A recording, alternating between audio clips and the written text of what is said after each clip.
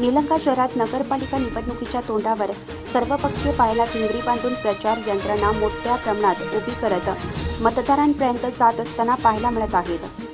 काँग्रेस पक्षावर नाराज झालेल्या निलंगेकर कट्टर समर्थक अर्थात ते म्हणतात निष्ठावंत, त्यात प्रामुख्याने नगराध्यक्षपदाचे उमेदवार म्हणून 35 वर्षापासून नगरसेवक म्हणून पदावर काँग्रेस पक्षाकडून निवडून आलेले अहमद खान पठाण यांनी चक्क काँग्रेससोबत बंड करत कर्मयोगी डॉक्टर शिवाजीराव पाटील निलंगेकर साहेब निलंगा शहर विकास पॅनल उभा केला. जवळपास सर्वच जागेवर उमेदवार उभे करत काँग्रेस भाजपाला आव्हान उभे केलं आहे. जनता निलंग्याची, जनतेला निलंगेकर साहेबांवर विश्वास होता आणि निलंगेकर दादा हे निलंगा शहरातील जनतेवर अलोट प्रेम करत शहरात जे जिल्हा स्तरावर आहे ते निलंगा शहरात शासकीय कार्यालय उभी केले ते जनतेसाठी. त्यामुळे निलंगेकर यांच्या पाठीशी खंबीरपणे जनता कायमस्वरूपी उभी होती आहे आणि राहणार आहे. त्यामुळे डॉक्टर निलंगेकर दादांच्या नावाने आमचा विकास पॅनल असून मी नगराध्यक्ष पदाचा उमेदवार म्हणून उभा आहे. मला जनता निवडून देणारच, पुढचा नगराध्यक्ष मीच, असा विश्वास जनतेचा मिळत असलेला प्रतिसाद पाहता महमद खान पठाण यांनी व्यक्त केला आहे. निलंगा नगरपालिकेची रणधुमाळी सुरू झालेली आणि निलंगा नगरपालिकेच्या माध्यमातून अनेक दिग्गज नेते मैदानामध्ये उतरलेले आहेत. खरं तर निष्ठावंत म्हणून गेल्या अनेक वर्षापासून म्हणजे गेल्या 35 वर्षापासून स्वर्गीय डॉक्टर शिवाजीराव पाटील निलंगेकर यांच्यासोबत काम करणारे काँग्रेसचे ज्येष्ठ नगरसेवक म्हणून त्यांची ओळख आहे.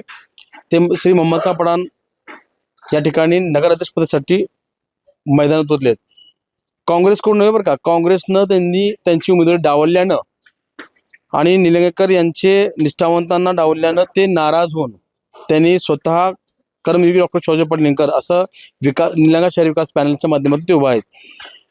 तुम्ही आज पूर्ण शहरामध्ये फिरताय, कशा पद्धतीचं वातावरण आहे आणि छत्री तुम्हाला चिन्ह मिळालेलं आहे, जनताकडून मिळालेला प्रतिसाद आणि तुमच्या भावना? 35 वर्ष काँग्रेसचं निष्ठावंत निलंगेकर साहेबाचा कार्यकर्ता असून सुद्धा आम्हाला चिन्ह मिळालं नाही, तिकीट मिळालं नाही काँग्रेसचं. म्हणून जनतेनं आम्हाला कर्मवीर डॉक्टर शिवाजीराव पाटील निलंगेकर या नावानं पॅनल काढून आम्ही उभारलेलं आहे. जनता आमच्या पाठीशी आहे आणि आम्हाला जनतेनेच उभं केलेलं आहे आणि जनतेचे भरपूर पाठिंबा आहे. स्वतः जनता आमची छत्री निशाणी भेटली आहे आणि जनता स्वतः छत्री घेऊन आमच्या प्रचारात येत आहे. मला सांगा, स्वर्गीय निलंगेकर साहेबांच्या सोबत तुम्ही अनेक वर्ष काम केलेलं आहे. आज त्याच काँग्रेसमधून तुम्ही बाजूला सरकून दुसरं हे पॅनल उभा करणं त्यांच्या नावानं आणि तुम्हाला ते छत्री चिन्ह मिळणं, हे कसे बघता येतं? नाही, असं आहे, निलंगेकर साहेबांचं 50 वर्ष हे निलंगा मतदारसंघावर एक सावली, एक छत्रीसारखी होती. योगायोग तसं निलंगेकर साहेबाच्या नावाने पॅनल काढल्यामुळं छत्री निशाणी मिळाली म्हणजे त्यांचा आशीर्वाद तुम्हाला आहे आणि निलंगेकर साहेबाचं आणि त्यांच्या परिवाराचा आशीर्वाद आम्हाला आहे. मला सांगा, आता तुम्ही छत्रीची गवगवा करताय आणि पूर्ण मतदारसंघामध्ये आपलं निलंगा शहरामध्ये फिरताय, मूळ तुमचे विषय का असणार आहे जनतेसाठी, जनते विकासासाठी मूळ मुद्दे का असणार आहेत? आता गेल्या 5 वर्ष हे भाजपची सत्ता होती, म्हणावं तसं विकास झालेला नाही आणि 4 वर्ष प्रशासक असल्यामुळं प्रशासनामध्ये मूलभूत सुविधाचं सुद्धा लोकांचं काम झालेलं नाही. जनता नाराज आहे आणि जनता सर्वच पक्षावर नाराज आहे, म्हणून आमच्या पॅनलच्या मागं आहे. आता ह्यामुळे तुम्ही कोणत्याही पक्षावर आरोप करणं गेलं किंवा कोणत्याही पक्षावरती तुम्ही टीका टिप्पणी न करता जनतेपुढे तुम्ही ज्या पद्धतीने जाताय त्या पद्धतीने जनतेचा प्रतिसाद आणि लोकांची भावना काय निर्माण होते?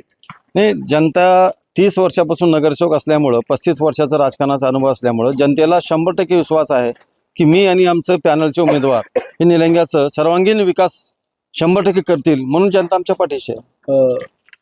आता तुम्ही ज्यांना भेटलाय ते मतदार असं म्हणत होते की बा इथे 2 मशीन आहेत आणि 3 उमेदवार आहेत आणि तुम्ही नगरपरिषदेसाठी तुम्हाला आम्ही मतदान 100% करणार, पण काँग्रेस पहिले तुम्ही हात घेऊन येतो तर छत्री घेऊन आलो आणि दुसरा रुरलसाठी आहे, तिसरा कोणाला करावा तुम्हाला ते प्रश्न विचारलं, तुमचं म्हणणं काय, त्याला काय उत्तर दिलं? आम्ही ज्या काही वार्डात आमचे 3 उमेदवार आहेत त्या ठिकाणी आम्ही आणि आमचे लोक 3 मतदान मागत आहोत. काही वार्डात एखादा उमेदवार आमचा कमी असल्यामुळं आमचे 2 उमेदवार आहेत तर 2 मतदान मागत आहोत, तिसरं तुमच्या मनावर करा असं म्हणत आहोत. शेवटचा प्रश्न, आता तुमचे नेते अशोक पाटील निलंगेकर पण नाहीत, स्वर्गीय निलंगेकर साहेब तर हयात नाही, त्यांनी सक्रिय नाहीत अशोक पाटील निलंगेकर, तर जनतेला तुम्ही मतदारांना काय आवाहन करणार शहरातले? नाही, अशोक पाटील निलंगेकर सक्रिय नाहीत म्हणण्यापेक्षा ते काँग्रेस पक्षाच्या पदावर असल्यामुळं कर्मवीर शिवाजीराव पाटील निलंगेकर या नावानं आम्ही पॅनल काढल्यामुळं त्यांचे परिवाराचे शरदराव शिवाजीराव पाटील हे ओपन खुलेआम आमच्या सोबत आहेत आणि उद्यापासून ते निलंगा शहरात मिटिंगा घेत आहेत.